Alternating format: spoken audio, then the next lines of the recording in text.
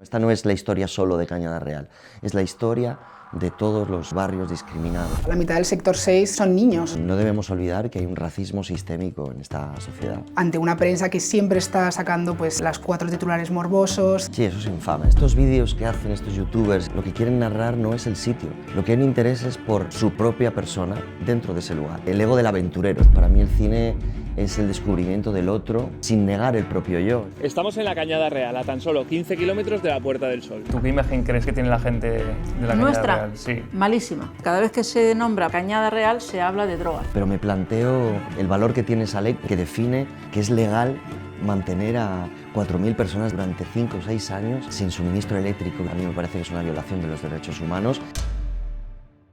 A tan solo 15 kilómetros de la Puerta del Sol se encuentra el mayor asentamiento irregular de Europa, la Cañada Real. Allí viven 8.000 personas en condiciones urbanísticas y sociales muy complicadas. Hace unas semanas se estrenó en cines Ciudad sin sueño, de Guillermo Galoé, que narra la vida de una familia en la Cañada Real y concretamente se centra en el dilema de un adolescente que debe elegir entre la vida que conoce y la que le prometen. Hoy, en La Quinta Pared, Ciudad sin sueño y la Cañada Real.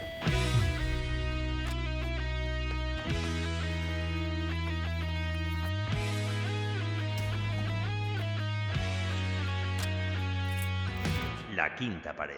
Bueno, como decíamos, la Cañada Real es un asentamiento irregular, el más grande de Europa, está a 15 kilómetros del centro de Madrid y se trata de un tramo de 14 kilómetros de una antigua vía pecuaria de la Cañada Real Galiana, en el que hay 6 sectores. El sexto es el más conocido, es el más mediático también por ser el más conflictivo.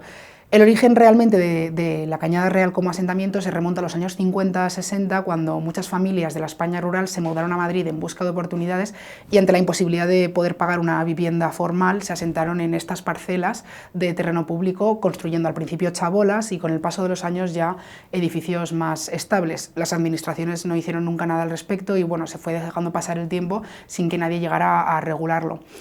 Hoy en día el sector 6 de la Cañada Real es, como decimos, el más mediático. Ahí viven casi 3.000 personas y la mitad son niños.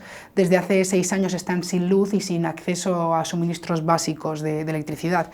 Guillermo Galoé ha dirigido ahora una película, Ciudad sin sueño, que se adentra de lleno en este barrio, que está protagonizada de hecho por vecinos reales de la Cañada Real y que narra un poco la vida allí y algunos de los dilemas con los que se encuentran los vecinos. La peli pasó por el Festival de Cannes, también por el Festival de San Sebastián y desde hace unas semanas está en los cines.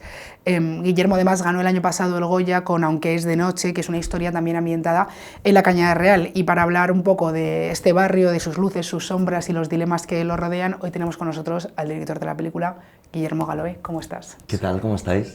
Pues encantados de tenerte. ¿Tú cómo estás? Bien, bien, bien. Estoy... bueno, estos días están siendo unos días tristes, ¿no? Porque, bueno, por la partida de José Luis Cienfuegos, que ha sido, bueno, una persona importantísima, ¿no? Para todos nosotros y nosotras, ¿no? Para toda una generación de cineastas, ¿no? Tuvo un rol bastante revolucionario y sí, transgresor, un espíritu completamente transgresor, dando voz y impulso, ¿no? al cine de autor, ¿no? y además creando unos lazos importantísimos, ¿no? Con generaciones de jóvenes espectadores. Yo recuerdo en la pasada Seminci, ¿no? Bueno, después de haber recibido una carta de invitación de las cosas más bonitas que he leído sobre la película, con una visión absolutamente certera y precisa, ¿no? de la película y de lo que hay detrás, ¿no? Recuerdo uno de los pases más bonitos que hemos tenido, que fue con adolescentes, ¿no? Y eso hablaba muy bien de bueno, la figura esencial que ha sido Cienfuegos en este país para toda nuestra generación y bueno, para muchas generaciones y además pues eso, dando, no sé, un grandísimo agitador cultural, una grandísima persona y súper generoso, ¿no? Y es súper triste, es muy triste estos días. Bueno, pues desde La Quinta Pared te acompañamos a ti y al resto de cineastas que antes hablábamos, que había mucha gente en redes sociales haciéndose eco de de la muerte de José Luis Cienfuegos.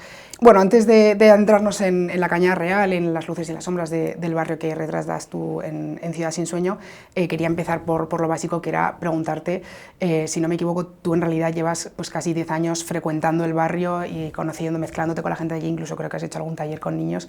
¿Qué es lo que te lleva a ti en primera instancia a la Cañada Real? Llegué también un poco por casualidad.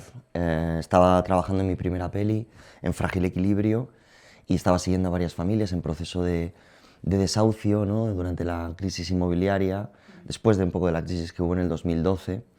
Y bueno, aterricé en Cañada de repente y me quedé impactadísimo, ¿no? Por ese espacio, por ese paisaje, ¿no? y por la gente que había ahí. Inmediatamente fue como una intuición, supe que iba a hacer mi próxima película allí, ¿no? Me impactó muchísimo como la energía que había en la gente. Y en un lugar que está a tan solo 15 minutos del centro de Madrid y que estaba completamente fuera del espacio y del tiempo, ¿no? Fuera de la sociedad. Realmente es muy impactante y eso en la primera escena de la película se ve, y también estuvimos Juan y yo, que luego hablaremos de eso en la Cañada Real, haciendo un reportaje a raíz de esta entrevista. Es muy impactante, tanto cuando vas allí como en la película, ver esas escenas y esos paisajes y de fondo el skyline de Madrid, de fondo no tan fondo en realidad, se ve, o sea, enseguida ya ves las primeras urbanizaciones que están ahí en Rivas, en Coslada. ¿Cómo es posible, para mí la primera pregunta que me hice viendo la película es cómo es posible que a 20 minutos del centro, pero a 5 minutos en coche de otras zonas de Madrid, esté ese universo tan, bueno, tan pobre realmente? Sí, como dice mucho Huda, la vecina, la presidenta de la Asociación de Vecinas de Cañada Real, Asociación Cultural Tabadol, ella dice, somos pobres pero no pobrecitos, ¿no? ¿Cómo es posible? Qué pregunta, ¿no? O sea, qué complejo, ¿no? Yo creo que hay muchas razones, ¿no? Primero hay una no voluntad de dar solución a esto, ¿no? Yo creo que hay algo muy claro en esto, ¿no? Es decir, si por parte de la administración, por parte de las instituciones, por parte de todas las jurisdicciones, ¿no? Que están ahí mezcladas, ¿no? Desde el gobierno central hasta la Comunidad de Madrid, hasta los ayuntamientos por donde pasa la Cañada, si hubiera una voluntad real de resolverlo, todo sería distinto, eso seguro.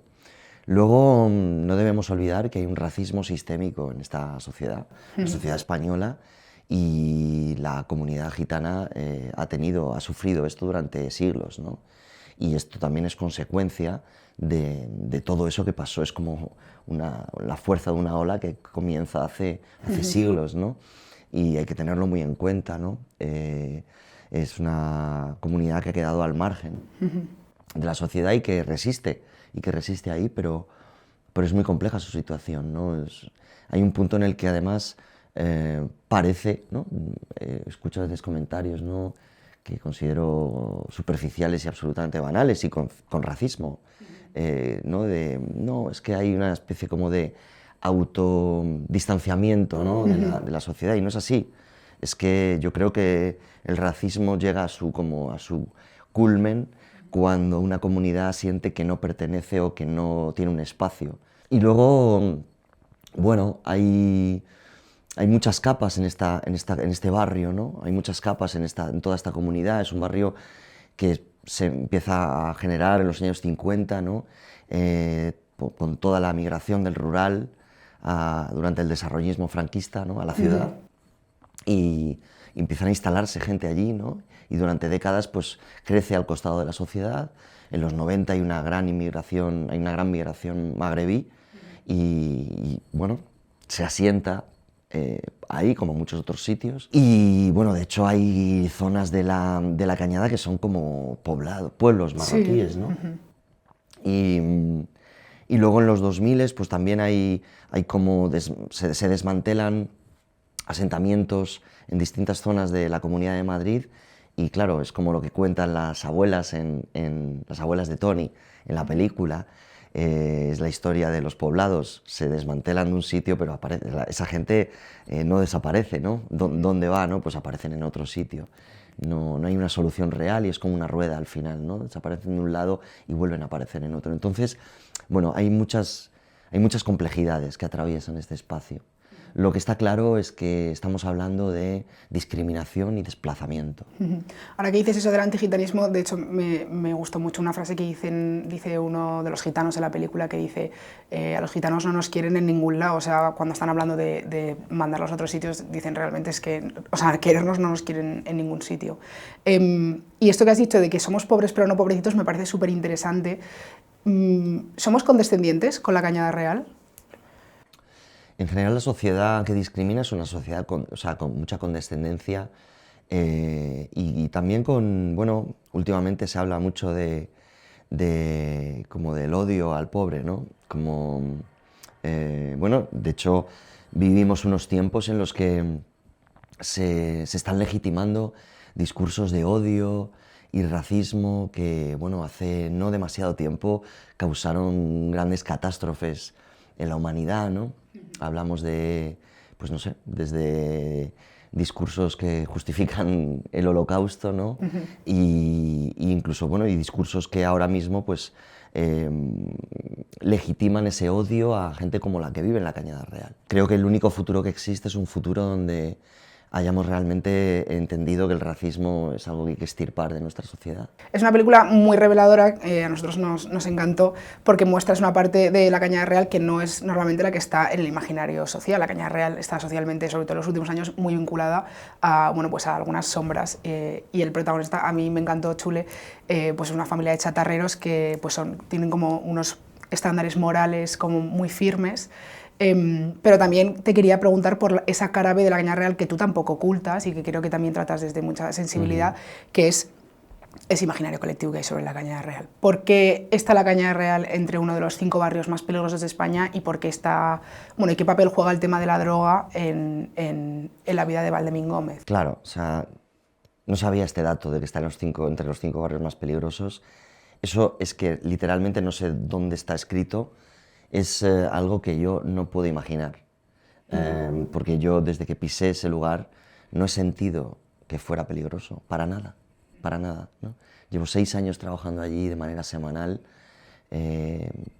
no he sentido nunca peligro y además, de alguna forma he puesto al límite mi relación con Cañada, porque he filmado 2 pelis allí, una corta y una larga, ¿no?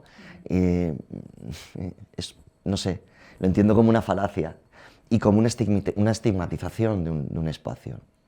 Por supuesto, sí, hay un mercado de venta de droga, pero que es el último eslabón de una cadena que empieza muy lejos de allí y que ni siquiera, en muchos casos, está liderada por los gitanos que están vendiendo la droga allí. Entonces, hay que tomarlo con pinzas y entender por qué un personaje como Paqui, que es el último eslabón de esa cadena y que está deseando salir de allí, pero de alguna forma está esclavizada y anclada a eso. Ella lo explica en la película. Además, ella la actriz me pidió que el personaje fuera exactamente como es ella, no quería ocultar nada.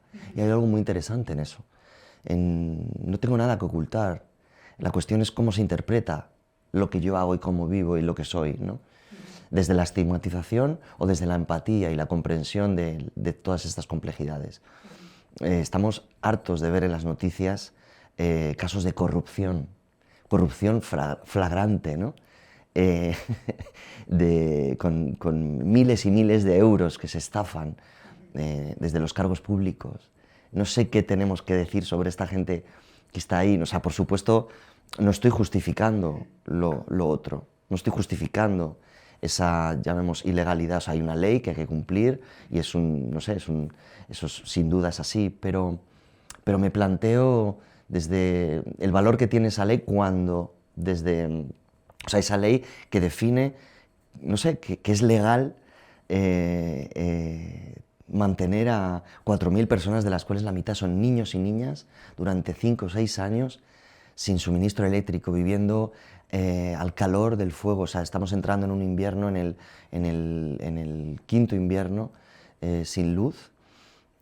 Bueno, estoy hablando con toda la gente para la promoción, para que vengan a sitios, ¿no? a las entrevistas y eso, y ahora están con una gripe todos. ¿Eso es legal? No, a mí no me lo parece. A mí me parece que es una violación de los derechos humanos y no solo lo digo yo. O sea, hay una hay una declaración por parte del Consejo de Europa al Estado español acerca de esta situación, explicando que esto no puede seguir así, que es una clara violación de los derechos humanos, está ahí. Entonces, bueno, pues condescendencia, decías antes, yo creo que sí, que se trata con condescendencia y se trata con, sí, escapismo, ¿no? No asumir las responsabilidades. Y yo creo que como sociedad debemos asumir responsabilidades. Y esta película, de alguna forma, le plantea a la sociedad esos cuestionamientos sobre la responsabilidad que tenemos. La responsabilidad que tenemos para con estos niños, pero también con personajes como Paqui, que está vendiendo desde las 8 de la mañana hasta las 12 de la noche sin moverse de la puerta de su casa, sin poder hacer otra cosa. Pero también esa gente que está adicta a la heroína, que trabaja para ella y que están completamente al margen de la sociedad.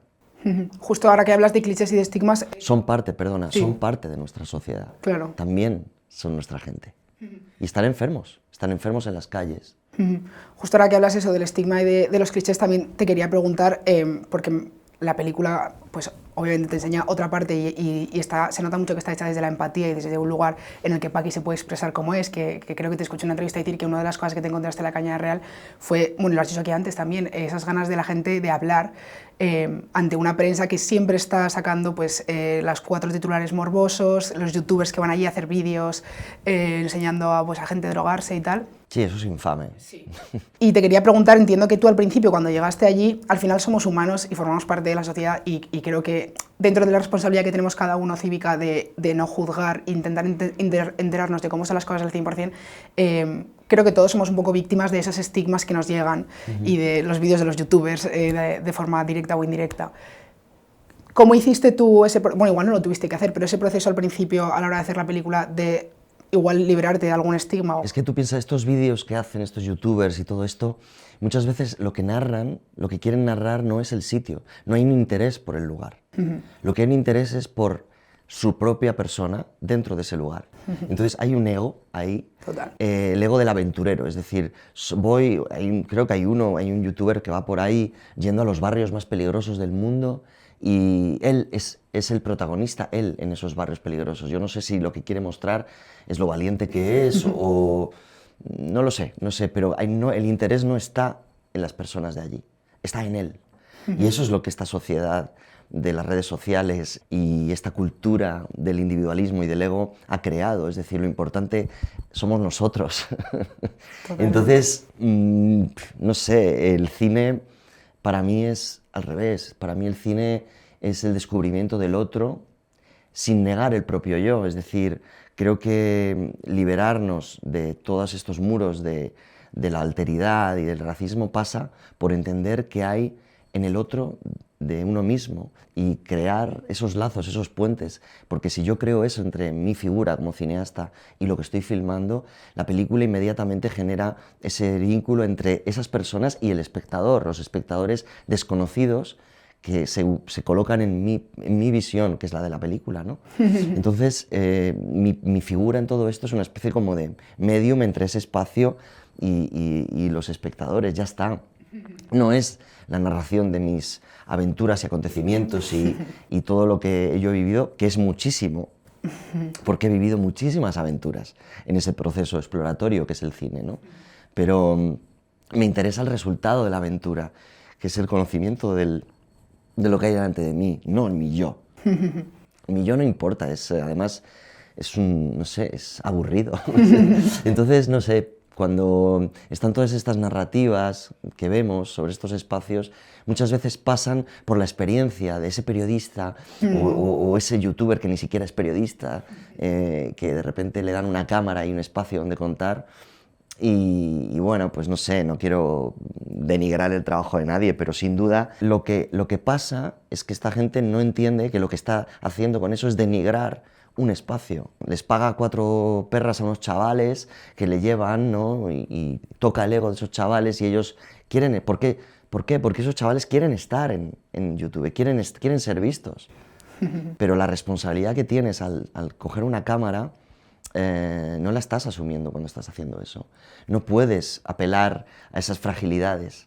a la fragilidad, esa necesidad de ser vistos y pasar por allí en un día y conseguir que ellos pues, te acompañen y te metan en sitios donde a lo mejor tú solo, ¿no? Esta persona que llega sola no se atreve, ¿no? Esta persona tan echada para adelante, tan valiente, sí. No se atreve a ir por su propio pie, ¿no? Sí, joder, me parece súper potente aunque este discurso, yo solo escuché una vez a un corresponsal de guerra que decía que es muy fina la línea entre el corresponsal de guerra que va a dar visibilidad a un pueblo y el que va a contar que ha sido corresponsal de guerra, que es mucha gente la que hace eso, y me parece que el cine, como has dicho, hace un trabajo, y que tú has hecho un trabajo en La Cañada Real brutal, de entender la complejidad, de pasar tiempo ahí, de conocerles, de darles el espacio y de, como has dicho con la Paqui, de permitirles ser ellos, aunque sea a través de la ficción. Sí, y de como deshacer mi individualidad como cineasta ahí. Es decir, poco a poco ir disolviendo mi presencia y que mi presencia acaba estando, o sea, no estoy negándola,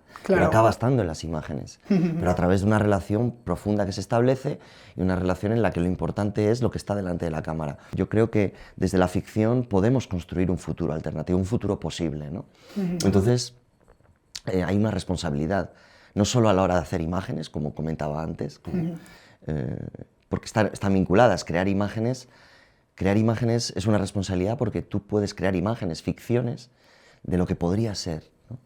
Y en este caso la película Ciudad sin sueño ha creado futuros posibles, distintos a lo que estamos acostumbrados a ver, distintos a esas imágenes que mencionabas antes, que estamos acostumbrados a ver sobre la cañada, ¿no? Sobre este espacio. Pero es algo que se puede extrapolar a cualquier territorio vulnerado, discriminado, que pueda haber, ¿no? Esta no es la historia solo de Cañada Real, es la historia de todos los barrios discriminados, ¿no? Yo este problema de representación estigmatizante me lo he encontrado en todos y cada uno de los sitios a los que he ido en mi trabajo, que habían quedado al margen, y siempre me encontraba con la barrera de, no sé, gente que había venido antes y había hecho imágenes de ese espacio que se sentían dañinas por parte de las personas representadas. A mí otra de las cosas que me encantó de la película al hilo de esto es cómo utilizas la mirada de los niños. ¿Fue una decisión, o sea, desde el principio querías que fuera un poco desde ahí, desde la mirada del niño? ¿O? Sí, mira, yo trabajo mucho también desde las imágenes, y una de las primeras imágenes que me venía a la cabeza era la de un niño que ve como su infancia se escapa volando y él la reclama, ¿no? Y la infancia se escapa volando en la noche, ¿no? Es una imagen como esencial de la peli, y desde el primer momento me preguntaba sí, cómo podría una película narrar, o sea, cómo podría la película hablar de un niño que proyecta en los personajes que le rodean personajes de ficciones, ¿no? Personajes de sus ficciones. Y creo que la mirada de un niño sí que hay algo también... Bueno, es la mirada de un niño, pero es la mirada de un niño que está pasando radicalmente a la edad adulta, ¿no? Está en ese momento muy frágil de desvanecimiento, que en el caso de Cañada, pues digamos, el difuminado es muy, muy corto, ¿no? El paso es brutal, y creo que es una mirada que todavía conserva la capacidad de maravilla y del asombro, ¿no? De mirar el mundo con los ojos abiertos, ¿no? Con curiosidad, con la capacidad de encontrar en cada esquina, ¿no? La magia, en vez de la sordidez que como adultos, como por ejemplo en estas imágenes que describías, que hablabas, ¿no? Antes de que se han contado de la Cañada, solo se centran en esa sordidez, ¿no? Y sin negar esa sordidez, porque creo que el cine puede, no sé, dar una dimensión. Dar una dimensión distinta, dar un salto mortal dentro de la propia imagen y volar, ¿no? Y de repente encontrar esa posibilidad de magia y, por tanto, evocar un futuro posible distinto a lo que estamos viendo, ¿no? Bueno, y que la mitad del sector 6, como hemos dicho antes, son niños, o sea, bueno, son menores de edad, que, como dices, en realidad, en La Cañada parece que la infancia, hablabas antes de la infancia que se te escapa de las manos, la infancia en realidad es muy corta, porque muchos de esos chavales se casan muy jóvenes, ¿no? Y tienen hijos muy jóvenes, que también se ve un poco en la peli. Pero es una comunidad que está en las calles, hay una vida en la calle, un crecer en comunidad. En las parcelas donde viven, los niños crecen junto a sus primos, sus primas, sus tíos, sus tías, sus abuelas, ¿no? No sé, es una forma de vivir que sin romantizarla y sin idealizarla, creo que es importante que la tengamos en cuenta en la sociedad occidental en la que vivimos, ¿no? Esta sociedad que, bueno, que utiliza, ¿no?, estas viviendas con la familia nuclear, con una hipoteca, unos electrodomésticos asociados a estas unidades, ¿no? Sí. Casi como un sustento de esta sociedad de consumo y de ansiosamente capitalista, ¿no? Creo que Pastor y Filigrana hablaba del pueblo gitano como un baluarte todavía, ¿no?, como de resistencia ante el capitalismo. Y es una manera de entenderlo interesante, porque esta vida en comunidad, este reparto de los cuidados, bueno, es algo que me parece muy importante poder preservar, ¿no? Y me parece muy importante que tengamos en cuenta en nuestra sociedad occidental extremadamente individualista. Creo que hay más de uno, bueno, hay mucha en esta sociedad que tiene muchísimos traumas derivados por esta ansiedad productiva y esta necesidad de crecimiento, ¿no? También hay una ansiedad por la terapia, hay una ansiedad por el autoconocimiento, hay una ansiedad muy grande, ¿no? Se alternan las jornadas locas laborales con los momentos de terapia para poder salir de eso, ¿no? Y de nuevo, sin tampoco romantizarlo demasiado, creo que la vida en comunidad y el reparto de los cuidados es extremadamente terapéutico en muchos aspectos, ¿no? Yo creo que es una forma de resistencia en esta comunidad a todas estas condiciones insalubres, estas condiciones de vida discriminantes a las que están sometidas, ¿no? Que hacen que, bueno, contraponen todo eso, y creo que la vitalidad y la energía y las ganas de vivir que hay en Cañada tienen que ver también con esa manera, esa forma de vivir en comunidad, ¿no? Ese optimismo, esa fuerza, esa resiliencia se debe también a esa vida en comunidad. Luego hablaremos un poco más de esto, del tema de la identidad, del arraigo y de esa cultura de resistencia al capitalismo, pero antes de pasar un poco al plano filosófico te quería enseñar que, bueno, hablando de voces y de miradas y de no ser nosotros, como estos youtubers, los que arrebatemos la voz de esta gente, Juan y yo estuvimos en la Cañada Real, bueno, estuvimos el domingo, estuvimos también ayer, y te queremos enseñar un poco, y también a los espectadores, la pieza que hemos preparado. Ay, genial.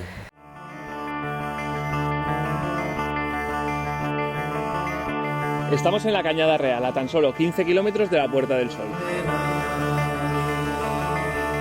Como veis, es una línea de 14 kilómetros que se divide en 6 sectores.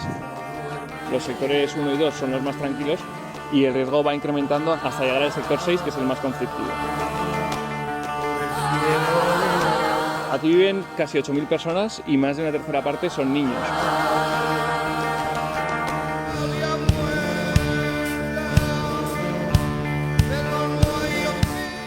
Bueno, ya son las 8 de la tarde, como veis no hay luz en la Cañada Real.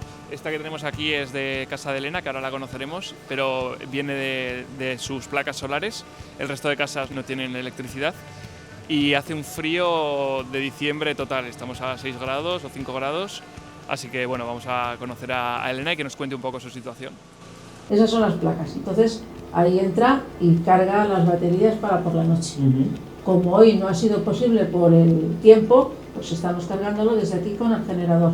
Ahora mismo, como habéis visto al venir, vivimos entre escombro, entre tierra y entre mierda. Basura por todos lados.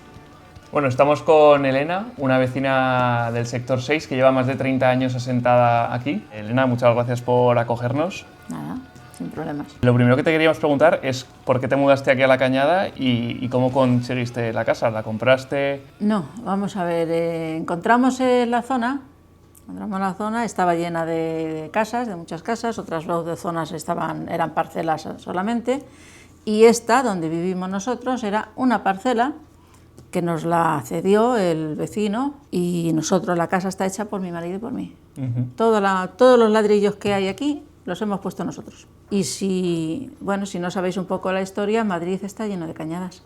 Ah, sí. Construidas, ¿lo sabéis? No, si nos lo quieres contar un poco. Pues mira, tienes algo muy sencillo que conoce casi todo el mundo, por lo menos los que vivimos en Madrid, la Puerta del Sol. Arturo Soria, hermano García Noblejas, todo eso eran cañadas en su momento y se legalizaron. ¿Y por qué no ha sido el caso con Pues por interés político. Ahora esto resulta que es un parque regional, que es un cordón verde y nos quieren quitar del medio. Sin embargo, Coslada se queda legalizado, que es la continuación nuestra. O sea, que es que es todo y el tramo que tiene Coslada se legaliza. El resto vamos todos fuera. Vaya, bueno, ahora hablaremos un poco de eso, pero antes queríamos hablar de la relación que hay entre los vecinos.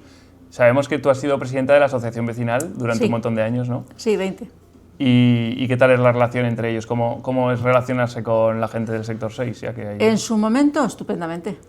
En su momento. Y hoy en día, si por suerte o por desgracia, si me recorro la cañada, me conoce todo el mundo.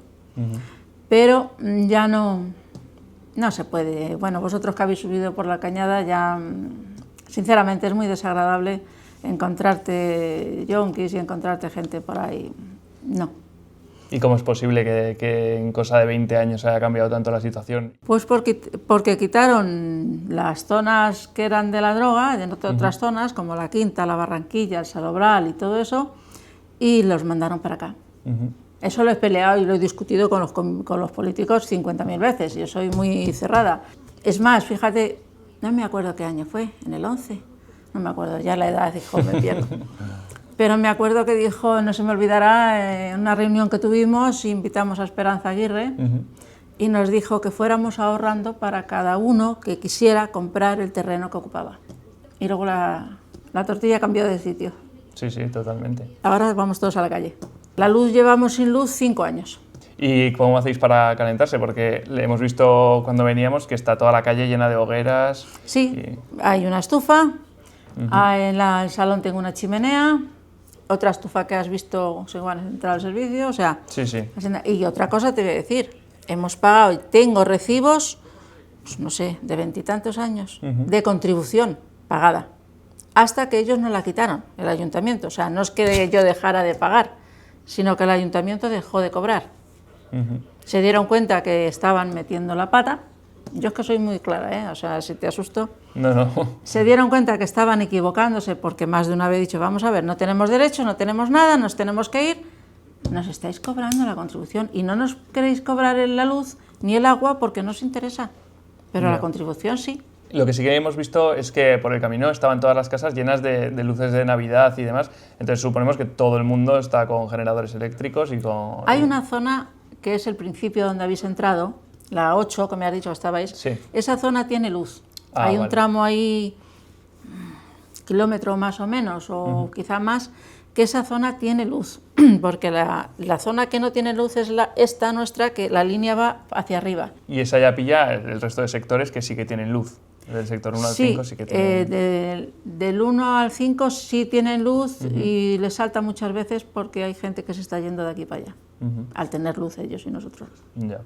Y bueno, a partir de 2017 se está moviendo un plan de realojo, ¿no?, de todos los vecinos de aquí del sector 6 o de toda la cañada. ¿Eso como... No, de todos los que tienen derecho. Vale.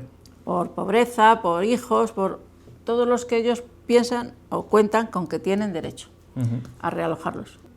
¿Y tú te irías de la Cañada Real si te ofrecen un piso de realojo? Sí. Vamos a ver, te he dicho, hay un pacto regional. Sí. Y en el pacto regional vienen dos cosas, aunque ellos lo nieguen. La una es el realojo, la otra es la indemnización.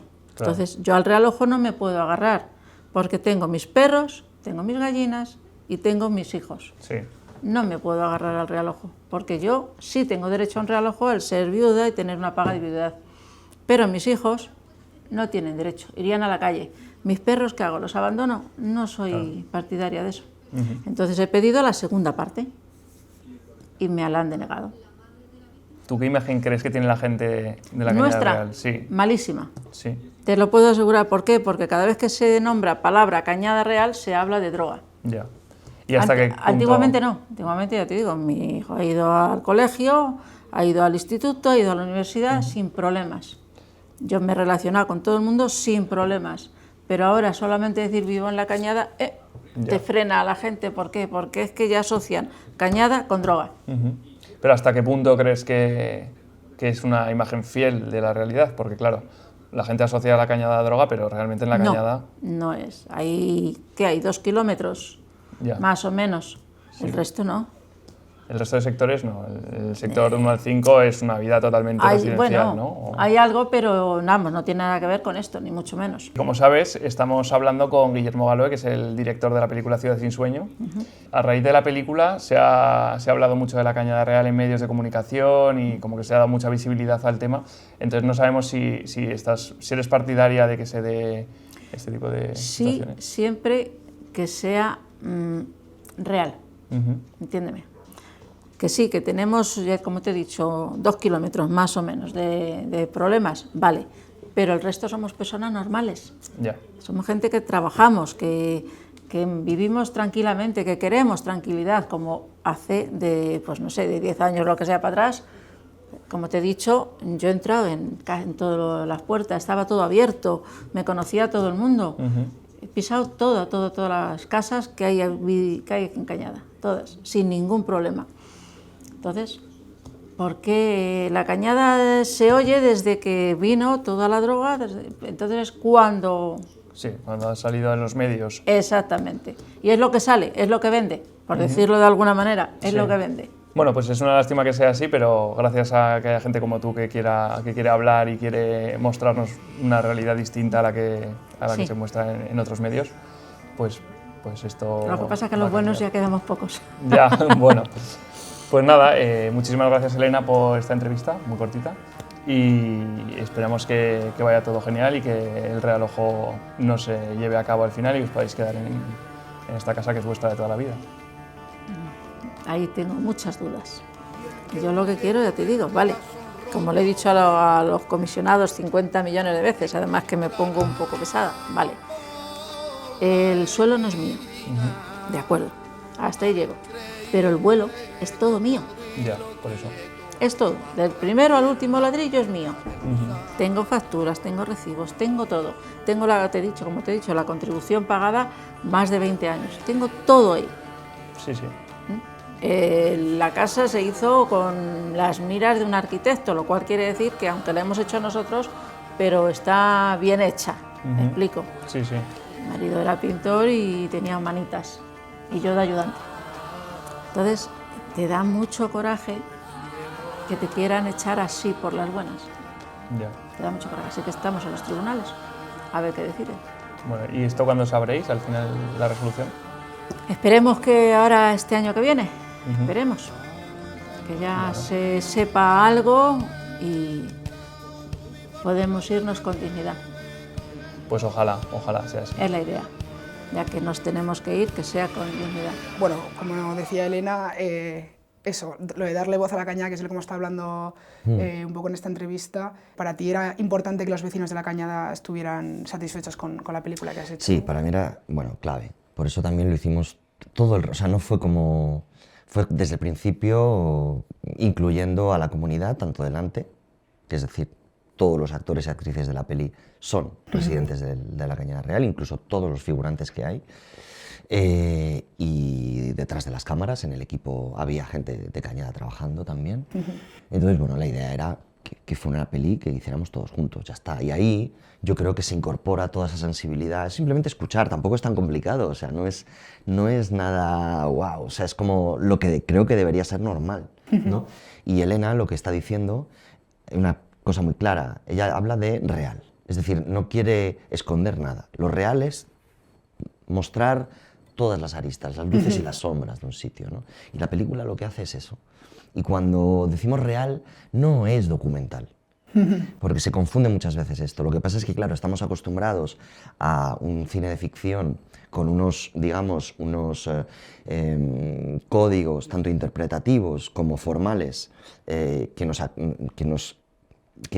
de alguna forma hacen entender a los espectadores que eso es una película de ficción, y de repente ver algo como tan real haciendo una ficción, es decir, la propia gente de a pie de calle haciendo esa ficción, parece como inverosímil, parece que eso es un documental. Y no es un documental.